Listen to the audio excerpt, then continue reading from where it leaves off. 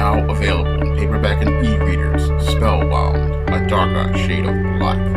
Get your copy today at your favorite online bookseller. When I take a critical examination of the tragic mass shooting where a white supremacist terrorist murdered 10 black people inside of the Top supermarket in Buffalo, it reveals one of the black community's Achilles heels. Now, the biggest Achilles heel for most foundational black Americans, especially older black Americans, is that they are too trusting of whites and non-blacks and invite them into our territory and personal spaces without any sort of vetting. Now, this whole letting any white or non-black person come into our community is something that is a result of 400 years of mental conditioning under white supremacy. Now, most foundational black Americans who were born in this country, they have been raised to believe that every white person is to be trusted, and many more are raised to believe that they have no power or agency when they are in the presence of whites and non-blacks. And because many of these black people have been raised and mentally conditioned to believe they have no agency and no power in the presence of whites and non-blacks, these spellbound black people get mesmerized whenever a white or a non-black person comes into their personal space or the territory of their community. And because they become spellbound, they start to get mesmerized by the presence of this white or non-black person, and they start creating covert contracts where they start seeking to get the attention and approval of these whites and non-blacks. And because they're seeking the attention and approval of these whites and non-blacks, what they do is they let their guard down and they start becoming open to these people without doing any sort of vetting. Now, this was what got your black people at that Charleston church murdered by Dylan Roof, and this is also what the Buffalo shooter did as well. The Buffalo shooter decided he was going to do a recon mission when he drove over 200 miles to Buffalo. And when he came to Buffalo to do that recon mission to plan the murder of those black people, he saw that there were no black people with the mental wherewithal to go out here and make an inquiry of this individual who was stepping into their territory. Now, your brother of logic and common sense a couple of months ago, he talked all about the importance of establishing territory as related to black people and why it's important for black people to establish territory. Now, establishing territory is you setting a boundary for how others will come into your personal space. And when you establish a boundary, what you are telling people is they have to follow your rules in order to come into your space.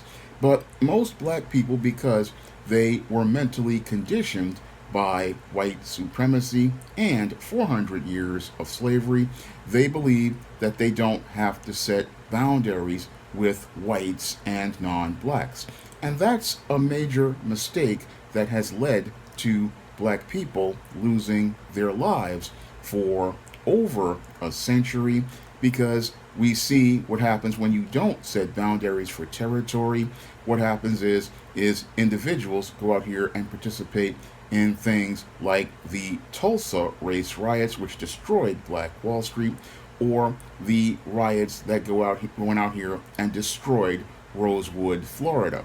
When you don't establish boundaries for others when they come into your territory, they believe they can just go and step into your space without having to deal with any sort of consequences whatsoever. Because when you have territory, you are the one who is responsible for setting the terms and conditions for who comes in and how they behave inside of your personal space. Unfortunately, many foundational black Americans don't understand how to set boundaries as related to territory.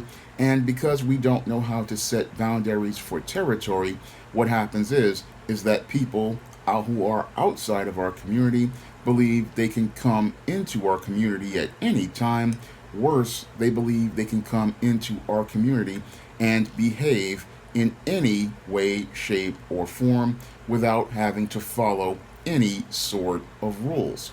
Now, a big problem with our community is that one, we don't establish a boundary for territorial lines as related to the black community. No, many black people, again, partially due to their conditioning as related to slavery, don't know how to set a hard line.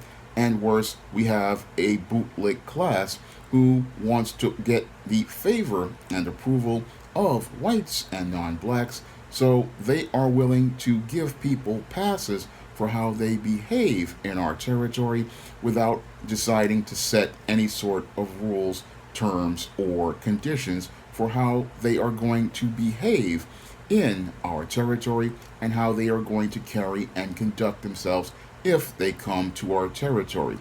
And even worse than that, we do not set terms and conditions for who can come into our territory, and we do not demand that they have to ask our permission to come into our territory.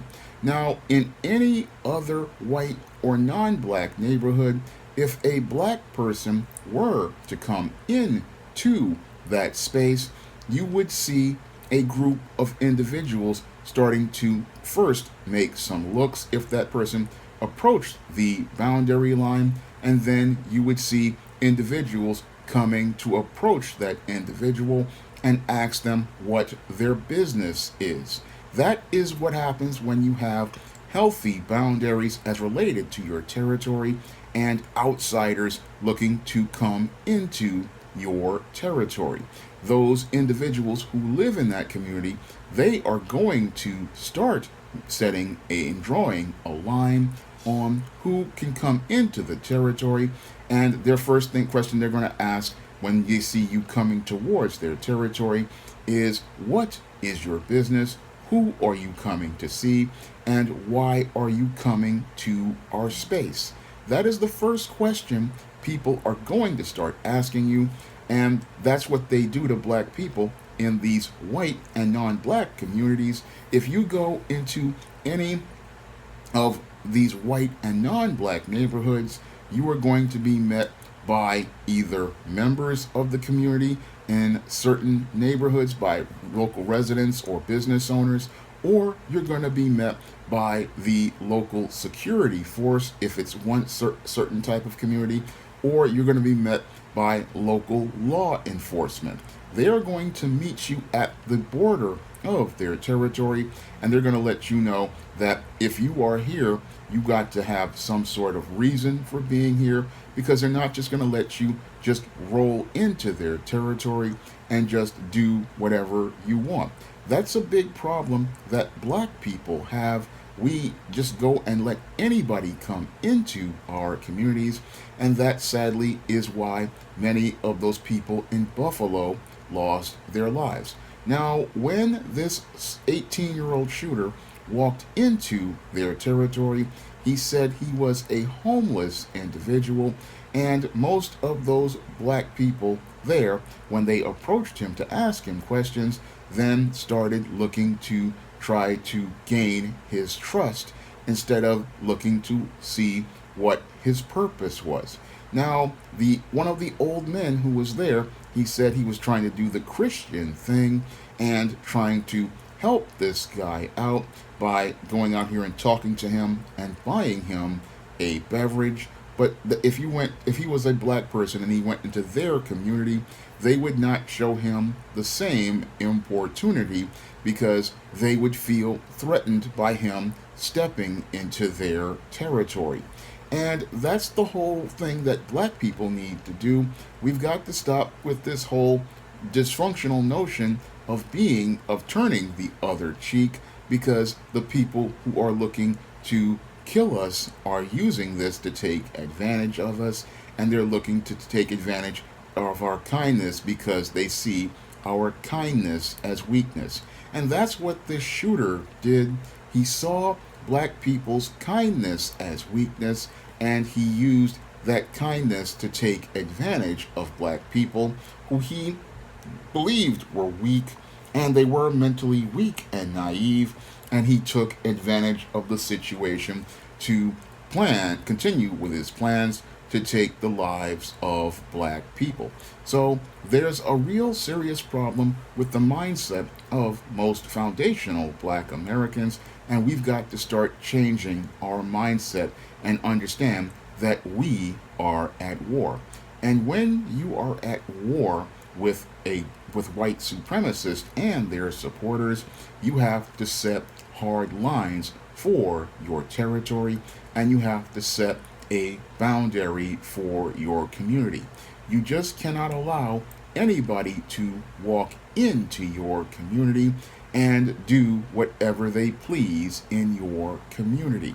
That's what happens when you don't have strong territorial lines. You let people come into your community and do whatever they please. And in this case, this man came to a black middle class community of working class brothers and sisters, and he looked to murder those middle class brothers and sisters, all because they had a dysfunctional go along to get along mentality. And this white supremacist knew that these people had a go along to get along mentality. They were looking to gain social acceptance from a white person who looked like they were looking to give them some attention. Unfortunately, they didn't understand that this white supremacist wasn't looking to give them positive attention. No, he was looking to destroy the lives of all of those innocent and, in most cases, good working class people, because he hated those good working class people because they refuted the narratives that he wanted to believe in about black people, and he wanted to go out here and take their lives because what he wanted to do was go out here and stop black people from replacing him, never looking at the facts as related to that flawed theory perpetuated by Tucker Carlson, and seeing that that flawed so-called replacement theory has its basis not in black people, but in your rich white people who told the white woman to go to work, and as a result, the birth rates of white people declined because rich white people supported the feminist movement and went out here and led to the low birth rates and the population of white people declining as a result of their greed. But that's a different video, so I'm not going to go too far into that. And I also talk about that in The Woman Crisis, my upcoming book. But I look at this whole situation, and again, black people, we have to stop being so trusting of whites and non-blacks who step into our community, and we need to set hard boundaries as related to that territory. And in addition to going out here and establishing hard lines for our community, we also have to go out here and start arming ourselves to defend and protect that territory. Because when you are at war and you have enemies looking to do harm to you, you cannot go out here and buy into cowardly narratives perpetuated by these dysfunctional so-called black leaders of run and hide. No, when you are at war and there is an enemy looking to do you harm, you need to be prepared to give that individual an armed response, because these white supremacist mass shooters like this one who shot up the top supermarket, these are enemies looking to do us harm, and we need to be ready for those who want to do us harm, and we need to start thinking about gun ownership as part of protecting a community. So you have states like here in New York where they have these strict gun control laws, but if you are a legal gun owner, you should go out here and exercise your right to purchase a firearm because you have a right to self-defense and you have a right to defend your community from enemies of your community looking to do it harm. We are not talking about going out here and attacking random individuals like the mass shooters do. We are talking about defending ourselves from threats that are either foreign and domestic, like this urban terrorist. And again, this is every black American's right under our United States Constitution, under the Second Amendment, and it is a right that we need to start exercising because we cannot continue to be spellbound by blue eyes and white skin, and we cannot think like in most of the mainstream media, every white person is a friend. This person has to prove their character before we can trust them. And if you're coming into a community as an outsider, you have to have a purpose like they demand of us. And again, we have to start establishing territory and protecting that territory and insisting people follow our rules and only come to our territory on our terms. Every other community has boundaries as related to how we come into their territory, and they have boundaries for a reason. You cannot come into somebody else's community and do what you please. No, you can't do that because those people have a standard for their community. They have a standard for living, and they have a standard because a standard means that you have to come into their environment and behave on their terms, or you will be asked to leave. And that's what any healthy person does, because people who don't establish boundaries for themselves, they are considered weak people, and that's what many of these mass shooters and urban terrorists believe. They believe that black people are weak, and they believe black people are, because they're weak, they can go in here and take a black person's life without any regard, because black people don't really have regard for their own lives, and they don't take their lives seriously. And this is one of the big mistakes that black people make. We don't think that our lives have value. We don't think that our lives matter. And whenever we see a white person, we think that they have higher value than us. And that is a major mistake that we need to start correcting about ourselves.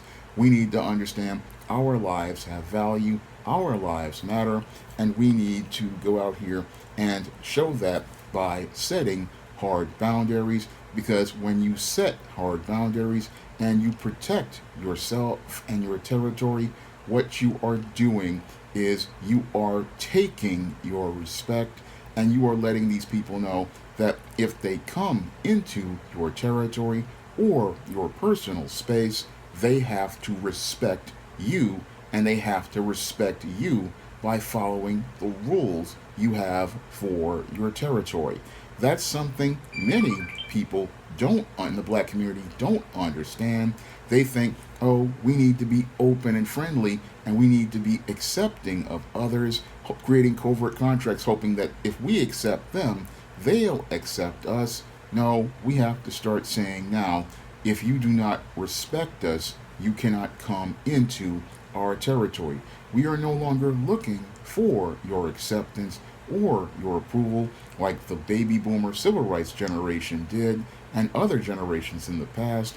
No, we need to start establishing a standard where if we can't get respect, then you can't come into our space, and if you can't show us respect, then you are not allowed to come into our community, and you are not allowed to be a part of our community. That is the rules that every other community has, but the black community sits there and says, no, we don't need these rules because we are afraid that we won't get the approval of whites.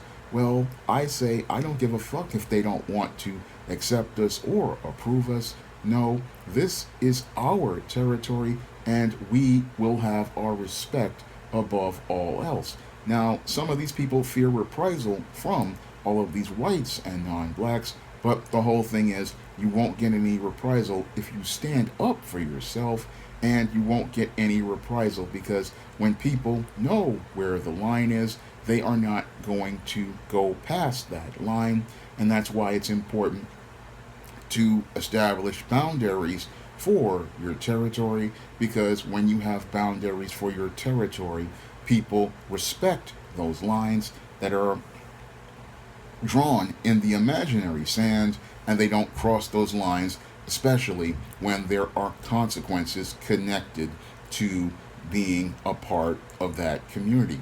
When that community establishes consequences for disrespect and disrespectful action, that is what makes others realize, hey, we better not go over there and start something. We better not go over there looking for some trouble like a Kyle Rittenhouse did when he went to Kenosha, I believe, to target black people, or like this mass shooter went looking to murder black people, or like your Dylan Roof. All three went into black communities because black people who are too spellbound by white people and were so looking for the acceptance of white people that they went out here and did not draw lines as related to their community. And because they did not draw lines, these people looked at these black people as easy marks that they could draw fire and go out here and take the lives of. But we have to change our approach to things, because we cannot sit here continuing to be naive and trusting, looking for white acceptance and approval, and looking to integrate into a community or a society that is at war with you. You can't keep going out here looking for people to like you and gain their approval. This is something black people have to stop, because we keep looking for the approval of people who don't want to approve you, and all that does is give them more license to disrespect you and more license to believe it's okay to take your life, because if you don't value your life to set a boundary for other people, they don't have to respect that boundary, and they don't have to see your life as valuable. Now, if you want to see me make more videos like this, you can donate to my Patreon, my PayPal, or my Cash App by clicking the links in the description box. And if you want to pick up some of my positive black fiction on the SJS Direct imprint, like the ISIS series, the E-Steam series, the John Hayes series, and the books of the Spinsterella trilogy, you can find those books on Amazon.com in paperback and Kindle format. You can also find them on Smashwords, the iBook Store, and Google Play. That's all I have to say for this video. You can comment, rate, subscribe. Now available in paperback and e-readers. E-Steam Horror of the Hyena Woman. Hell's aspiring angel takes on a wicked werewolf in this action-packed all-new E-Steam series adventure. Get E-Steam Horror of the Hyena Woman in paperback and e-readers today.